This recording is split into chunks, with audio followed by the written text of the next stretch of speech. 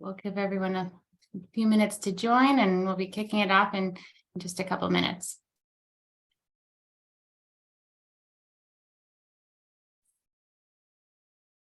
When Dr. Zwicker is speaking, we could turn off our video.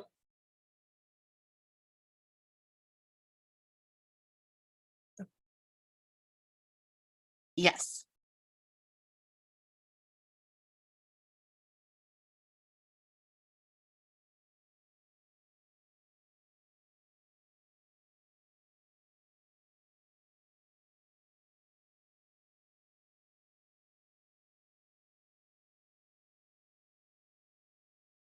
Right. I think people will still be filtering in, but I think we should, in the interest of time, we have a lot to get through, that we should get started. So welcome everyone to today's webinar discussing what you need to know about blood clots and cancer. This webinar is being hosted jointly by the National Blood Clot Alliance and SHARE Cancer Support. I'm Taryn Petrikis. I'm the Deputy Director at the National Blood Clot Alliance, or NBCA. And I'm delighted to introduce Dr. Jeffrey Zwicker, who you will hear from shortly. Dr. Zwicker is a member of our Medical and Scientific Advisory Board and the Chief of Hematology Service at Memorial Sloan Kettering Cancer Center in New York City. Dr. Zwicker received a Bachelor of Science at the University of California, Berkeley, a medical degree at Penn State University, a Master's of Medical Science at Harvard Medical School, and completed his residency and fellowship training at Beth Israel Deaconess Medical Center in Boston.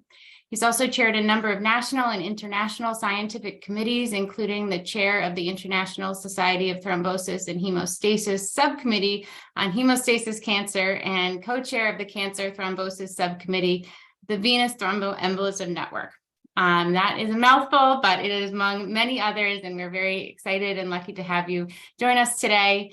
We also have two patients joining us to share their stories. Olympia Cepeda, who is the director of LatinaSHARE and senior outreach coordinator at SHARE Cancer Support, and is a breast cancer and blood clot survivor, as well as Heidi Kugler, who is an ovarian cancer and blood clot survivor as well. And of course, Megan Claire Chase, who's appropriately nicknamed MC, will be moderating our discussion today, and is the breast cancer program director at SHARE, cancer survivor, online breast cancer blogger, passionate patient advocate, and the list goes on. So thank you all so much for joining us today. Before we get started, I just want to remind everyone that we'll have time dedicated for questions at the end. So please use the Q&A area of the toolbar to submit any of your written questions for presenters, and the chat function you feel free to use as well for any introductions or general comments. We'll get to as many questions as time allows and reserve that time at the end. The webinar will last 1 hour, and it is being recorded for anyone that would like to come back and view at a later time. With that, we'll just get started with a quick overview of the National Blood Clot Alliance. We are the leading nonprofit organization dedicated to advancing the prevention, early diagnosis, and successful treatment of life-threatening blood clots. And we primarily focus on deep vein thrombosis and pulmonary embolism clots. We are patient-led, with 80% of our board of directors being personally impacted or a very close family member impacted by blood clots. And our medical and scientific advisory board includes nationally recognized experts in thrombosis and thrombophilia, like Dr. Zwicker, who you will be hearing from shortly.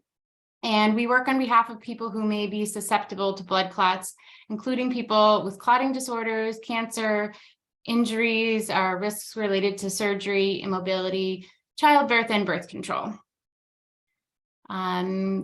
Our signature Stop the Clot, Spread the Word awareness campaign was developed in collaboration with the CDC and has reached hundreds of millions of people since it first launched in 2015.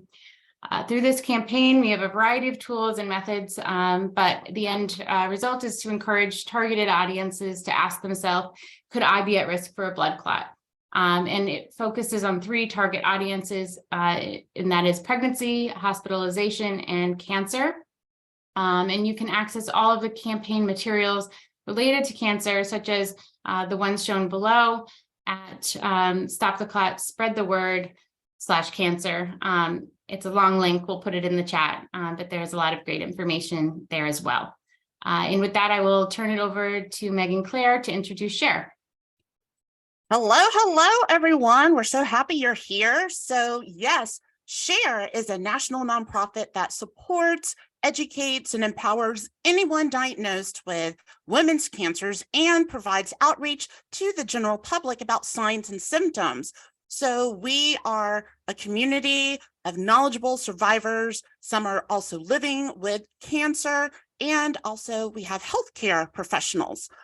SHARE is dedicated to serving and supporting women of all races, cultures, and backgrounds and identities, because we really feel that our mission is no one should have to face breast, ovarian, uterine, cervical, or metastatic breast cancer alone. Please feel free to visit our website. We have lots of programs, and really stoked to have this program today in collaboration with the National Blood Clot Alliance.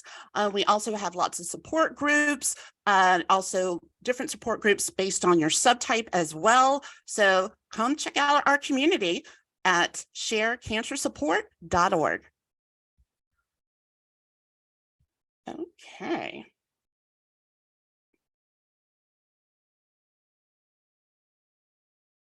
All right, so now we are going to do some polls. All right, everybody get ready. We're about to do some polls. All right, poll number 1.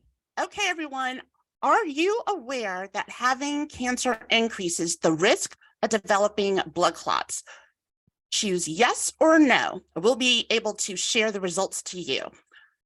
And then the second question is, if yes to question number 1, where did you learn this information?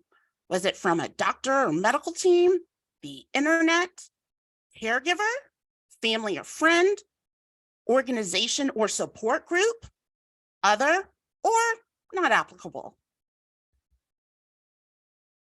Oh, I'm excited to see. What will the results be? Just give y'all a minute.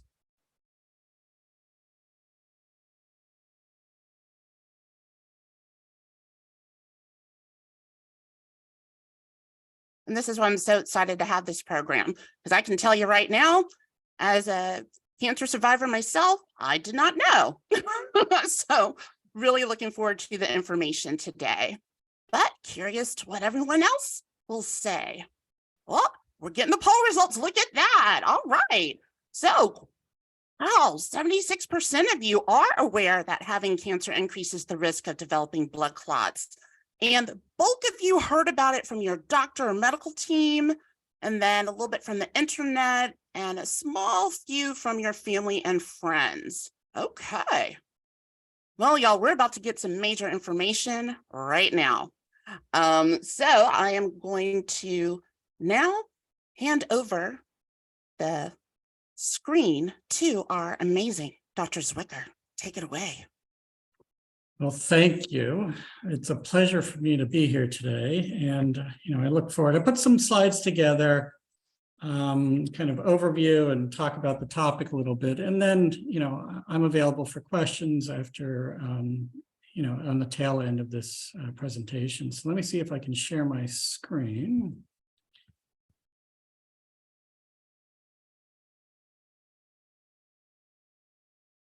Okay. Too many things here. Just make it go away. So I'm going to spend, about 15-20 minutes talking about blood clots and cancer. And this is an area where, I have kind of a passion. I've been doing quite a bit of research over the years. And as Taryn said, I'm currently at Memorial Sloan Kettering. So just to give a framework of the talk, I'm going to try to talk a lot about the W's. So blood clots happen. Why do they happen? When do they happen? Who do they happen to? And what are they? And this is really in the context of cancer. So, I'll talk a little bit about a few other processes that are associated with blood clots, but the focus of the next 15 to 20 minutes will really be about blood clots in cancer. So just so we get our terminology right, and we all get oriented as to what we're talking about here, There are essentially two types of vessels. So there are arteries, and these are the vasculature that brings blood away from the heart. It's the oxygenated blood. And then there are veins that takes the deoxygenated blood back to the heart. So when you talk about a clot in an artery, these are the types of things we talk about: strokes or transient ischemic attacks, or if they affect the heart arteries, it's called a heart attack or myocardial infarction. That's not really what we're talking about today. We're going to stay away from the arterial side and really just focus on the venous side. So again, the venous side is a circulatory system that brings deoxygenated blood back to the heart. And the blood clots that affect these types of veins are called deep venous clots, DVT. They can affect the superficial veins, and those are called superficial venous thrombosis. And it's kind of complicated, it's confusing in terms of nomenclature, but the pulmonary arteries are actually venous blood. And if you have a blood clot in a pulmonary artery, that's called a pulmonary embolism, or PE. So this is going to be the area of focus today. And what is a blood clot? So it's really just kind of a mixture of activated platelets and red blood cells and clotting factor that have all kind of congealed together to try to stop bleeding. And it has a purpose in the body. And, without it, people potentially would kind of bleed, and there would be no way for that to stop. So not to get into too much technical details, typically what would happen, let's say you cut yourself, you have a broken lining of your vessel that exposes the elements underneath the vessel that activate platelets, activate coagulation. And you get kind of an initial stage here, you get all these platelets that essentially kind of congeal in here that create a platelet plug that stops the bleeding. And then it's essentially like putting down concrete. You get kind of these coagulation factors that then just kind of layer in there and create what we call a fibrin mesh. And the two most important elements for blood clots are both the platelets and the fibrin, which is kind of the end result of a lot of coagulation factors. And the blood is, people have kind of this delicate balance of both bleeding and clotting. And you need to the body does a great job typically of maintaining this delicate balance of you don't want to clot too much, and you don't want to bleed too much. And so it's this kind of homeostasis that the body really has to keep a delicate balance to keep things running well.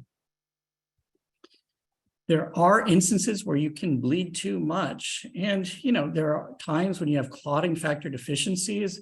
This would be like someone with hemophilia. And now you can be a genetic hemophilia, or you can actually have what we call acquired hemophilia. But there are different types of clotting factor deficiencies. You could have not enough platelets, or in fact, the platelets you have don't work well enough for a variety of reasons.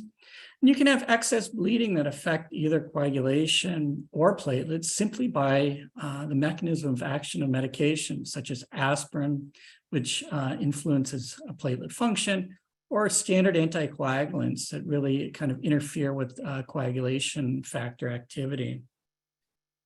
Conversely, you can have kind of a dysregulation and too much thrombosis. And there's a whole list of causes that would kind of dysregulate that would cause too much thrombosis. One is simply altering venous blood flow. So the venous system has kind of a lower flow state. And if for whatever reason, the flow is kind of stagnant, that can increase the likelihood of blood clots.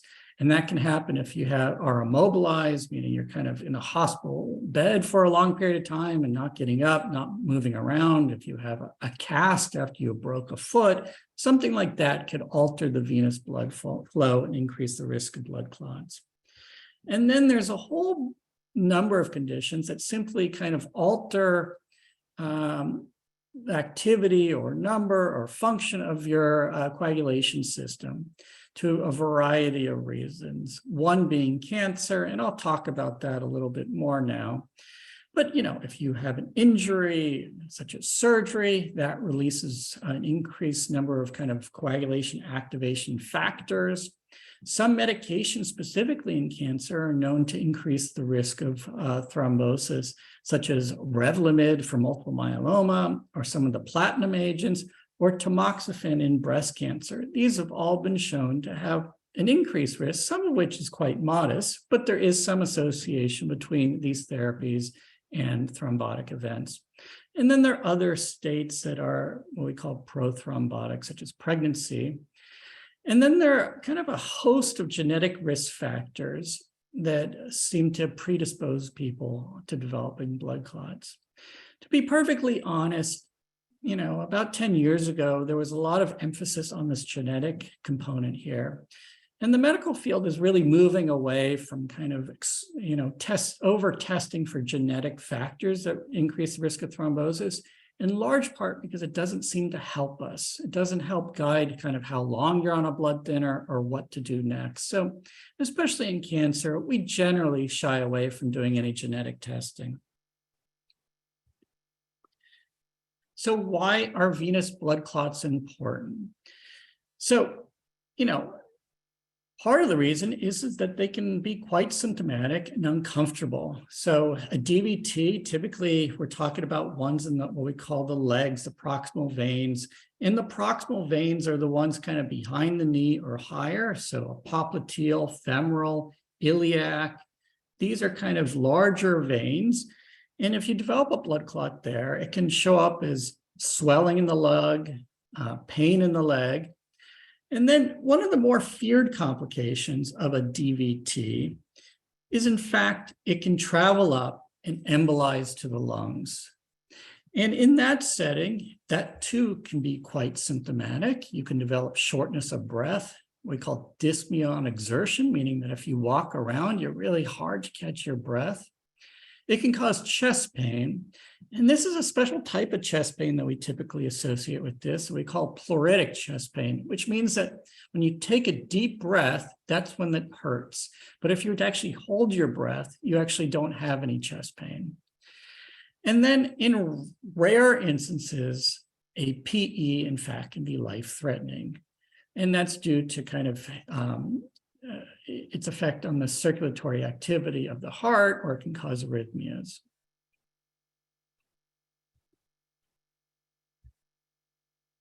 The link between cancer and thrombosis dates back to the mid-1800s, actually. And it was this gentleman, this physician, Armand Trousseau, who is largely ascribed as being the initial one who identified the link. And he simply was able to observe that it seemed that people with advanced cancer developed clots in different areas. And the irony of the story is that later in life, he in fact developed blood clots, and he said, uh-oh, this means I have cancer. And sure enough, he died soon thereafter of advanced gastric cancer. So what causes blood clots in cancer? And this is an area of active research for my group and others. Truthfully, there's a lot of hand waving. We do know quite a bit, but there's a lot we don't know. In terms of predicting who's going to develop a blood clot, really the best predictive element we have right now is simply knowing what tumor type. There are some tumor types, such as pancreatic cancer or ovarian cancer, that have much higher rates of blood clots than other tumors. And the tumor types that are less commonly associated with breast cancer, with thrombosis, is something like breast cancer or prostate cancer. That's not to say that people with breast cancer or prostate cancer don't develop blood clots. And you look at total numbers, the total numbers are quite high just because breast cancer is much more common than pancreatic cancer. But certain tumor types definitely have an increased association with developing blood clots.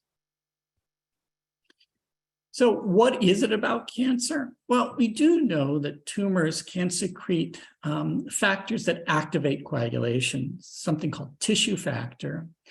There's also been quite a bit of interest in terms of understanding the immune response to tumors, that, the immune reactivity to a surrounding tumor might in fact increase the risk of developing blood clots. We know that cancer therapy increases blood clots, so a large number of chemotherapies, not just the ones listed here. Some hormonal therapies, such as tamoxifen. Certain immunotherapies, the checkpoint inhibitors, have also recently been linked to an increased risk of blood clots. And we have known for a long time that surgery increases that risk. And then there are more mechanical or anatomic reasons.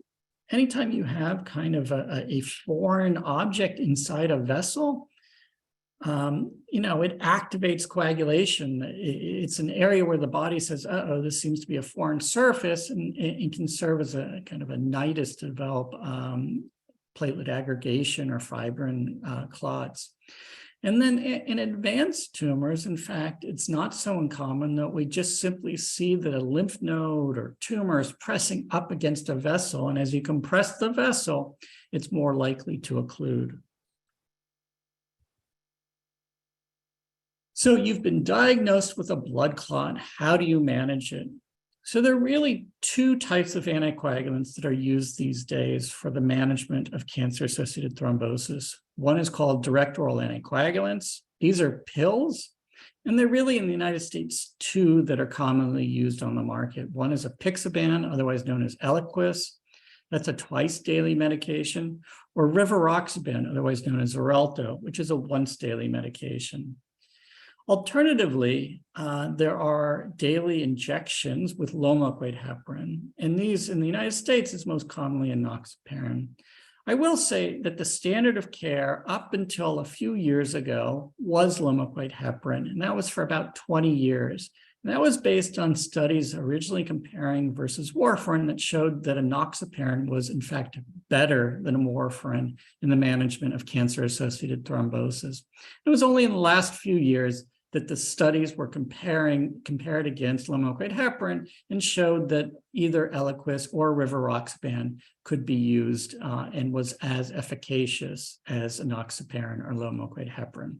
Both are effective strategies.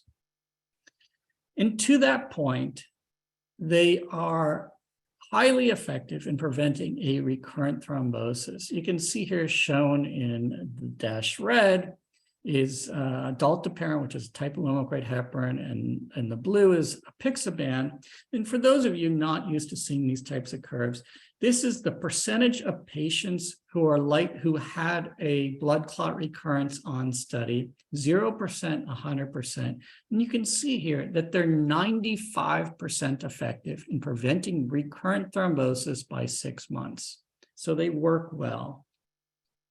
I will say that any anticoagulant can cause bleeding. There are some anticoagulants that are currently under development that might not be the case, but we just don't know. So any anticoagulant has been shown to increase the risk of bleeding, but you can see here that risk of bleeding is just a couple of percent. So and this is major bleeding, that it does happen, but it's quite rare. That risk of bleeding is one of the deciding factors that may dictate how your physician recommends one anticoagulant or another. There's some tumor types, such as bladder cancer, esophageal, or colon, especially if the tumor has not yet been removed, that seem to have a higher risk of bleeding with the pills than with the shots. So in these instances, we often reach for the shots. And we have to be careful of drug-drug interactions with some of these oral agents. That is much less of a case with low-molecular heparin. We have to be careful of low-molecular heparin in those with kidney disease, or, this is a weight-based medication. So if there are weight fluctuations, either higher or lower, oftentimes we need to consider altering the dose. How long do you need to be on an anticoagulant?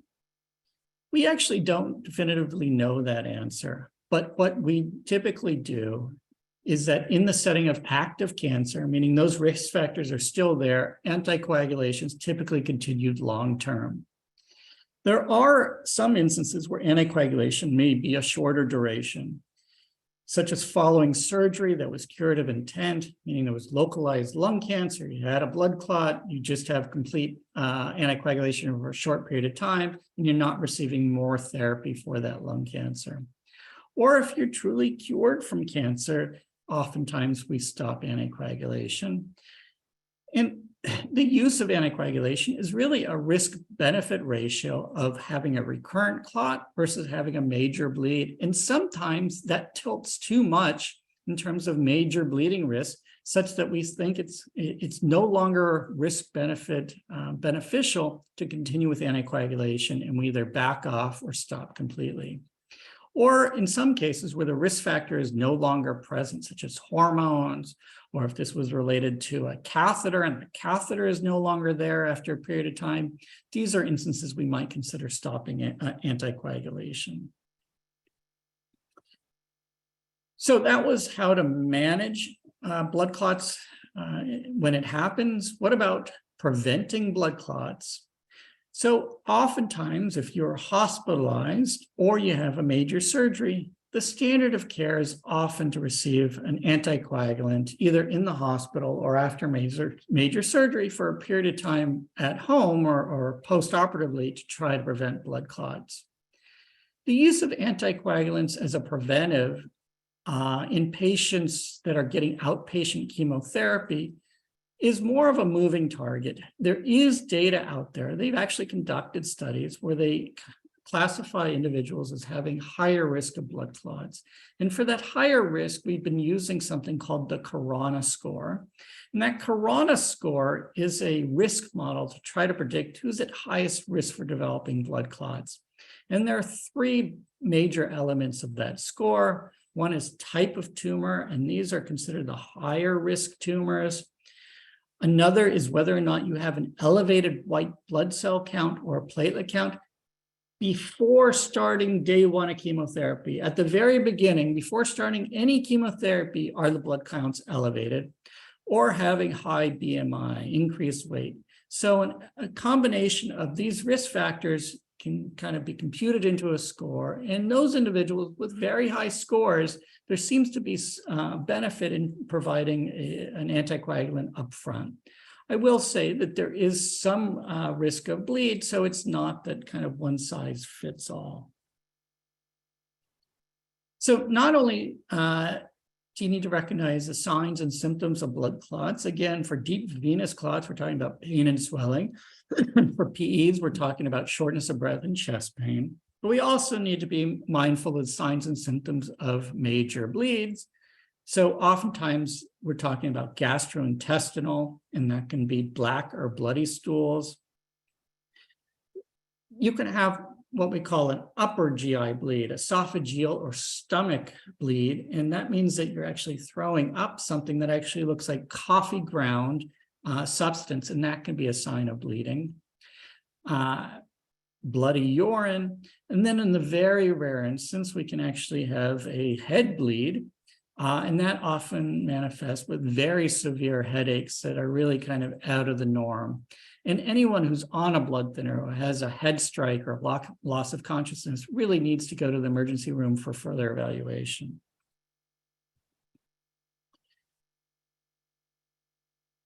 So again, am I at risk for developing a blood clot? And how do I speak to my doctor? You know, the best predictions, risk factors we have, again, are knowing tumor types, and, you know, again, certain therapies, surgeries, and so forth do increase the risk of blood clots. And it's not wrong to speak to your doctor about this and ask, is there a role for preventative measures, including consideration of preventative anticoagulant? Again, it's going to have to be a risk-benefit discussion with your provider. And then again, be mindful of the signs and symptoms of blood clot, and don't be afraid to report them if you are concerned. So the take-home points, clotting and bleeding is a delicate balance. There are multiple factors that can increase the risk of blood clots and cancer, and that includes tumor types, chemotherapy, surgery, immobility, and others. Both DOACs, apixaban, rivaroxaban, and low-liquid heparin, such as enoxaparin, are very effective anticoagulants. And you really need to be mindful of the signs and symptoms of thrombosis or bleeding. And I think that's all I have. Oh my goodness. Thank you so much, Dr. Zwicker. Like that was a lot of information, a lot of good information. So now what I'm excited about, and we will be taking questions a little later, so keep sending us your questions in the Q&A button. We're trying to capture those that you're sending in the chat as well, and we did receive a whole bunch at registration, so don't worry, we'll get to them. Now, I would like for our next patient panelist to take the screen. Olympia, why don't you tell everyone a little bit about yourself and your story with blood clots? Thank you, MC. Good afternoon, everyone. My name is Olympia Cepeda. I am the director of LatinaSHARE and senior outreach at Share Cancer Support. I'm a 3-time breast cancer survivor, first diagnosed 26 years ago. I have the BRCA1 mutation. And I also found out recently that I have the factor 2 genetic mutation for blood clots. So last year, I was diagnosed for a 3rd time with breast cancer. And I had a double mastectomy. And about 10 days after the procedure, I developed swelling in the legs and feet. So I had a Doppler done, which is a screening of from the groin down to the feet. It was a scan done, and nothing was found as far as blood clotting or anything like that. So it was suggested that I keep my feet elevated, use compression stockings. So I did that. And about 4 days later, in the early morning hours when I went to get up to go to the bathroom, I couldn't breathe. I had trouble breathing. And, but when I was not moving, I was fine. But I thought maybe I was dehydrated or something like that. So I called my doctor and she wanted me to come to the ER right away. So when I got to the ER, they ran a bunch of tests, including a D-dimer test, which indicated that I did have a blood clot in the lungs. Evidently, at the time that they did the Doppler, the clots were already, there were several actually that went into the lungs. So I had to have emergency surgery, a procedure called pulmonary suction thrombectomy. And I was in the hospital for 4 days. And then after that, I started chemotherapy maybe a few weeks after that. And I was being followed up with my oncologist and my vascular surgeon who did the pulmonary suction thrombectomy. So I was also on anticoagulants during that time. I had to be on anticoagulants for at least 6 to 9 months. So after I finished chemo and in the fall, I met with my vascular surgeon and I asked him when I could stop taking anticoagulants. And he says, well, that depends on, you need to see a hematologist. So I met with the hematologist. And before I can stop taking the anticoagulants, I had to have, he wanted to know if this was acquired or if this was genetic. And I didn't even know that there was, anything related to genetics regarding, blood clotting. So I had this blood test, which consisted of the taking of 18 vials of blood, small vials. And I got the results in 2 weeks, and I was diagnosed with factor 2 genetic mutation for blood clots, which means I have a higher risk of developing blood clots. So whenever I have to have a procedure done, I have to go on anticoagulants again. And just be aware of that. But all this was, you know, I never expected any of this to happen to me. You know, I didn't know anything about the risk, but my takeaway today is, as Dr. Zwicker mentioned, you know, when you're gonna, anybody having a procedure, talk to your doctor about the risk factor for blood clots, which is very important. And thank you for your time. Thank you so much, Olympia. Dr. Zwicker, wanted to ask a question. When Olympia talked about the mutation that she had, can you explain what that means to the audience and what type of test was that to discover that mutation? Yeah, I alluded to it a little bit. So there's some genetic risk factors. The most common is factor V Leiden. Another one, the one that Olympia has, is the prothrombin gene mutation. And then there are kind of a few other blood tests. There are different ways of kind of testing for this. Those specifically are actually genetic tests. Other ones are kind of blood activity assays, so we call protein S, protein C, antithrombin activity. And you know, there are risk factors of developing blood clots. The problem is that they haven't turned out to be so useful in helping us figure out how to manage if you've developed a blood clot. It doesn't, so if you develop a blood clot, having that information doesn't dictate needing to be on a blood thinner any longer than not having that. And it's in large part that, let's say you don't have cancer and you walk in off the street with a blood clot and you stop anticoagulation. I mean, there's no risk factor there. And you stop anticoagulation, there's a fairly high risk of recurrence in that setting, whether or not we find something. So it's different if we have some surgery and there's no longer a risk factor. We wouldn't say, oh, you've got prothrombin gene mutation, you now need to stay on a blood thinner for forever. So unfortunately, it was kind of a lot of hope that this would actually help us guide either prevention or treatment. And really, the community is trying to shift away from spending a lot of money on testing 18 vials of blood when it's not necessarily going to change what we do. Thank you so much. So now I'm going to kick the screen over to Heidi. Heidi, please introduce yourself and then tell us your story with blood clots. Sure thing. So I'm Heidi Kugler, and I was originally diagnosed with ovarian cancer, clear cell, which is a rare type of ovarian cancer, back in 2017, November of 2017. Had a full hysterectomy and started chemotherapy shortly thereafter. Had the frontline standard treatment for ovarian, which is Taxol and carboplatin, 6 rounds. And after that, had no evidence of disease until February of 21.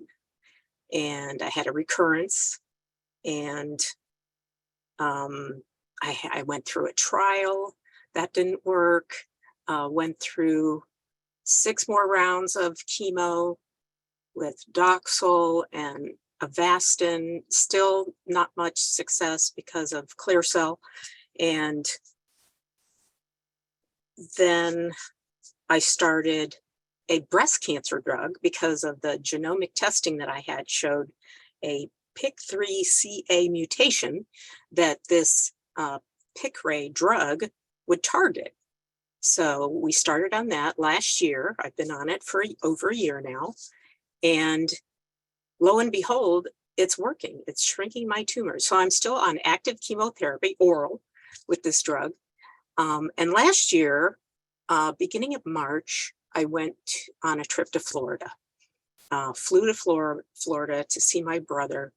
Had never been to his place in 20 years and thought it was high time, and had a great time. We were there for a week. We did a lot of walking and sightseeing. And after I got home, I felt a pain in my calf.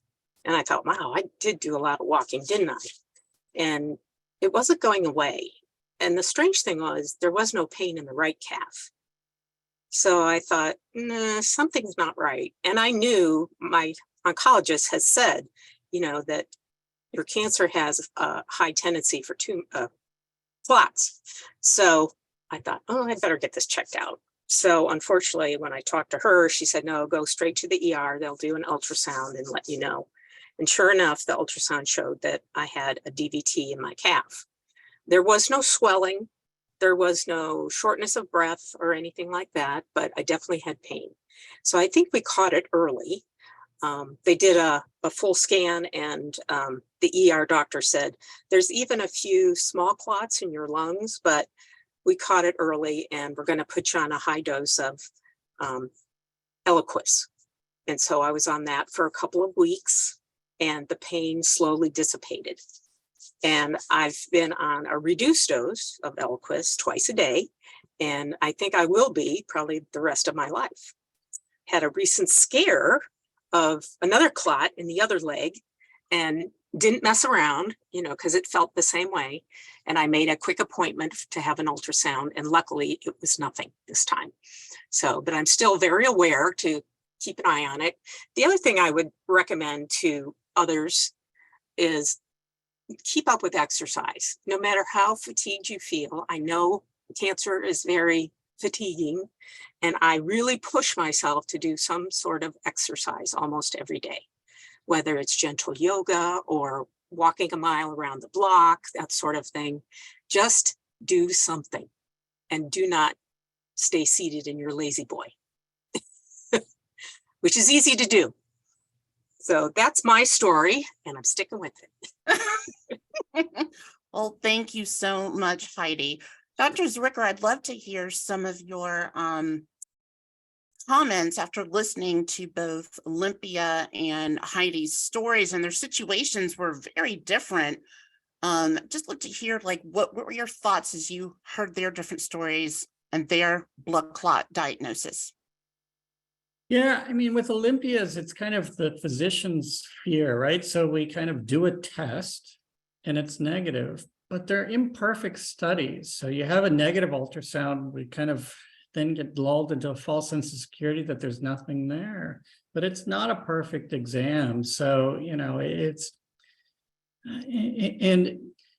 the blood clots that kind of, as Heidi was saying, that the ones that I've seen that we've gotten in trouble, like Olympia, are kind of large clots that with symptoms for an extended period of time that are either quote unquote missed or ignored. Those are the ones that I kind of, I see the largest kind of pulmonary emboli.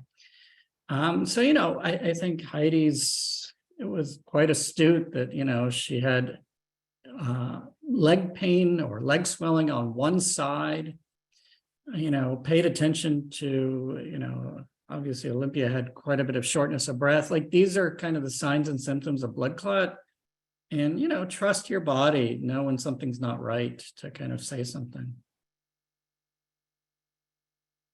I am always a big believer in knowing what's quote unquote normal for your body and when something is, feeling wrong.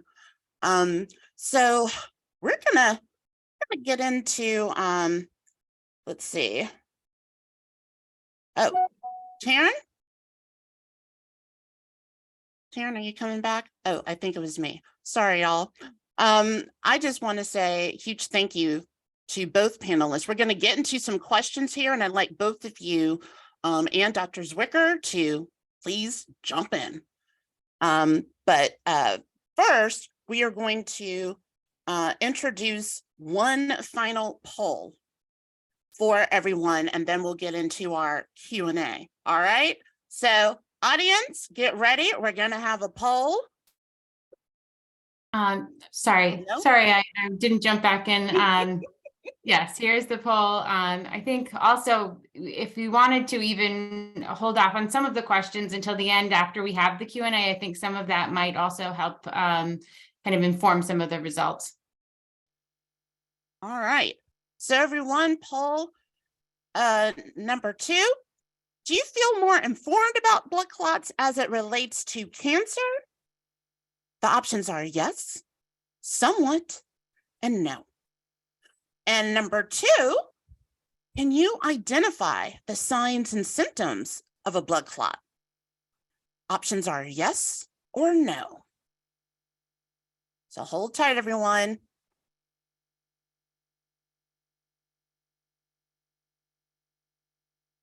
Just waiting a minute. Oh, let's see. Oh, look at that. All right. All right. Feeling more informed about blood clots as it relates to cancer and being able to identify the signs and symptoms of a blood clot. That is excellent. That is excellent. So there seem to be a lot in the audience. And also I have this question too, is what if you have a port? How does that increase your risk of a blood clot? We're seeing a lot of questions of being concerned with the port and that particularly, being able to cause blood clots. Yeah, so it's a good question. There are different vascular access devices. There's something called a PICC line that is more of a temporary device. And then there's ports. The risk of thrombosis is not uniform across all lines. And something like a PICC line, these temporary lines that actually come out of the arm, seem to have a higher rate of blood clots than some of these other lines, such as ports. So yes, ports can be associated with blood clots, but it's far more rare than some of these other vascular access devices. And in fact, there's some studies that are initiating now that in people with PICC lines trying to try a preventative anticoagulant. So it is a risk factor, but it's kind of the vascular access devices we have, it's kind of among the lower, if that makes sense. I didn't have a port and I still got a clot, so. Olympia? Yes, can you hear me? Yeah, Yeah, I have a port, but one thing I forgot to mention, when I had the pulmonary suction thrombectomy, they inserted a filter, a vena cava filter. So I'd like to ask Dr. Zwicker, how long do I have to have that filter in my body? How long has it been? I'm a bit hesitant to give specific medical advice, but in general, we try to treat filters as temporary devices because filters themselves change the flow within a vessel. So filters themselves are actually provide an increased risk of developing blood clots below the filter.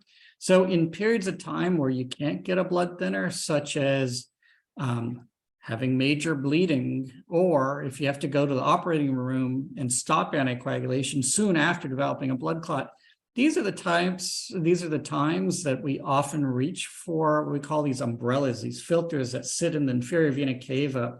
In essence, if you have a blood clot below them, the thinking is that it kind of captures them and keeps them from going to the lungs. But ideally, most of the filters these days are what we call retrievable. And if you're able to tolerate anticoagulation, we try to retrieve them. Okay. Duly noted. Thank you. Okay. I'll keep going here. So do you need a hematologist in addition to your regular oncologist if you have a blood clot with metastatic breast cancer? It's a good question. I think generally speaking, no.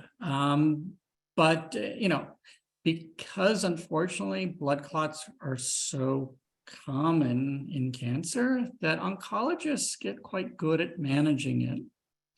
But obviously I see a large number of patients alongside an oncologist to help with the management. And that's largely kind of instances where, maybe there's some complicating factors. So it really is kind of the comfort level of your oncologist rather than saying kind of a blanket statement. And I'm doing both questions that are coming in live and those that were sent ahead of time. One of the, another live question, should we get regular D-dimer tests to identify risk? And can you kind of go over like that test again? And Olympia, didn't you like mention that you had that as well? When I went to the ER, they did the whole panel of tests, and that was certainly one of them. And, you know, that proved that I did have a blood clot, but they didn't know that I had several blood clots until I had an X-ray. Yeah, so D-dimer is a blood test, but in essence is the product. It's one of the elements of kind of that fibrin glue there. So once you start throwing down clot, developing clot, you get this D-dimer that comes off of it. And that's a fairly sensitive marker for coagulation activation, such as a blood clot. The problem is, we talk about specificity, which is a term what we call false positives. In cancer, it's particularly not useful because cancer itself is associated with high D-dimer levels. So we don't typically measure in the setting of cancer D-dimer levels because you can be fooled more often than not into thinking that there's likely a blood clot there just because there's a high D-dimer when there isn't. So, you know, there are, you know, if you've had surgery and it was 3 months ago and no longer have cancer and so forth, then in that setting, there is utility. But generally speaking, in active cancer, we try to shy away from measuring D-dimer because it just isn't a good test in that setting. Okay. Can blood clots occur years after surgery? So not attributable to that surgery, but blood clots can happen at any time. Meaning that when we think about the risk factor associated with surgery, the inflammation or breakdown of the tissues that are increasing the risk of blood clots proximal to the surgery, it's typically within a 30-day window we typically talk about. Wanted to ask Heidi, with you discovering your blood clot after flying, do you wear certain garments now to kind of, you know? Yes. Well, it's funny. I even asked the ER doctor if the clot was related to flying. And he said, well, you only flew from Columbus to Florida, you know, which is only like an hour and a half or whatever. And he said, I really don't think it's related to that. I think it's related to your cancer. I said, okay. But nevertheless, I still wear a compression hose 95% of the time. I did even before my cancer diagnosis. I just like the way they feel. I wear them too, Heidi. Yeah. I wear them. They have cute ones now. Oh, yeah. Yeah. Yeah.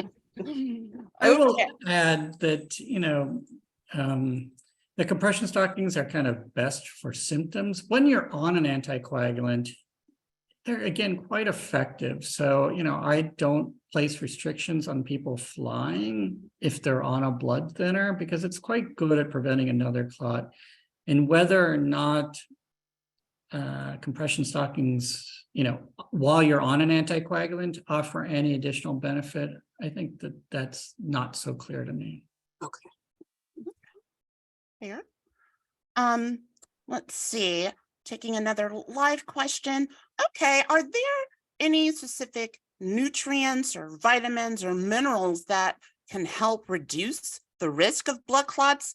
I know Heidi mentioned, you know, movement, exercising, anything you can do. Is there anything in the supplement world that you'd recommend? So it's an excellent question, and actually an area that I've kind of backed into. So we've actually kind of identified a flavonoid vitamin that seems to have anticoagulant activities. And so we are actively kind of investigating this. We've done some phase 2 studies and now moving to phase 3. And it would be great to identify kind of a natural compound, a vitamin that in fact can prevent blood clots and has a good safety profile. Beyond that, you know, I'm not, it's nothing you did that caused the blood clot. So it's not a lack of something or too much something. It's, you know, unfortunately they happen, and more often than not, it's just related to kind of other things that are going on, the cancer, the chemotherapy and so forth. But, you know, there's not really a supplement that is widely used today to kind of prevent it. I think it's just so important to hear that it's not our fault. Like we have done nothing to, you know, to cause a blood clot. So I think that's just really important for us in the cancer space to hear. So thank you, Dr. Zwicker. Oh, this is an interesting question here. From studies, we know cancer thickens the blood and causes inflammation of blood vessels. We would like to know if studies have shown that cancer independently increases the risk of blood clots, and more importantly, the organization of thrombus, the clot.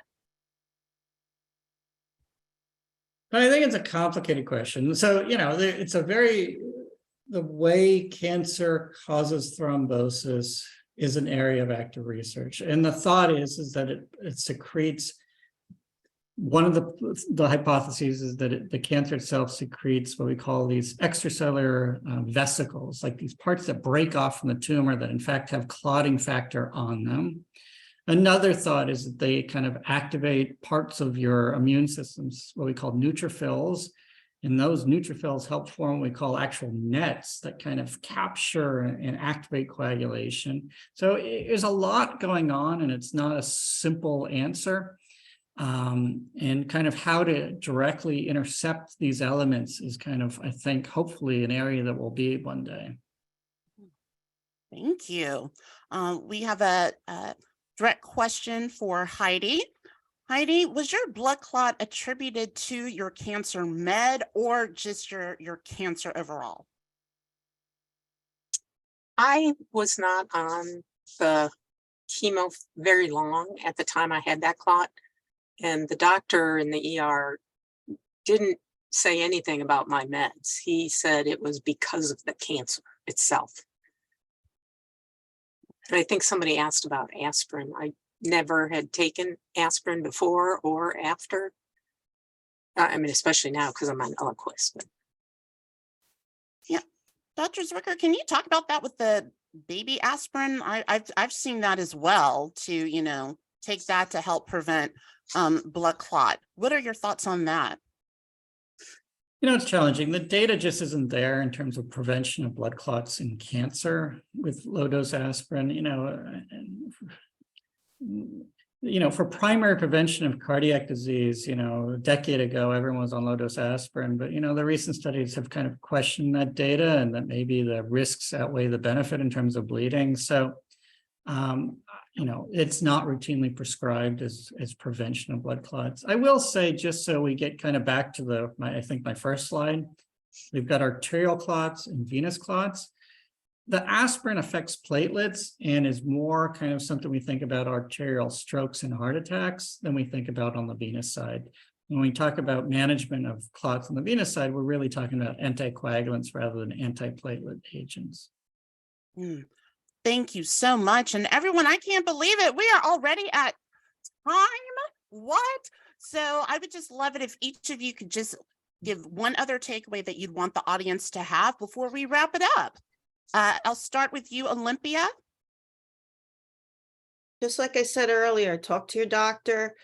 If you're having a procedure, surgical procedure, talk to your doctor about your risk of blood clots. Thank you. Heidi?